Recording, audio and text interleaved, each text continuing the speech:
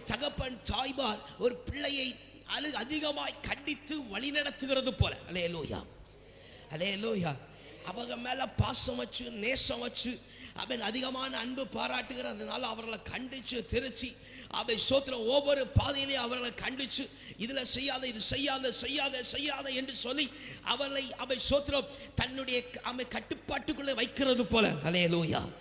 தேவனுடைய அன்பு நம்முடைய குடும்பத்தில் அவாந்தரமாய் வளர்ந்து பிரிந்து இருந்ததுனால அல்லேலூயா, அல்லேலூயா, அவருடைய அன்பின் நிமித்தமாய் நம்மை ஆண்டவர் புடமிட்டு அவன் ஒடுக்கி உருமாற்றி சில இடத்துல சோர்வடைய வைத்து அவன் சில இடத்துல உடைத்து சில இடத்துல அவன் தாழ வைத்து எல்லாவற்றையும் செய்து அல்லேலூயா, அல்லேலூயா.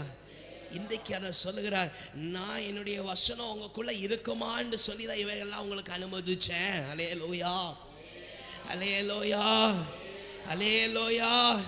இவைகளுக்கு அப்போஸ்தலன் பவுல் சொல்றான், நீங்க கர்த்தருடைய அவன் பரீட்சை எல்லாவற்றையும் நின்று கொடுத்தபடினால் நான் கர்த்தரை ஸ்தோத்தரிக்கிறேன். அல்லேலூயா, அல்லேலூயா.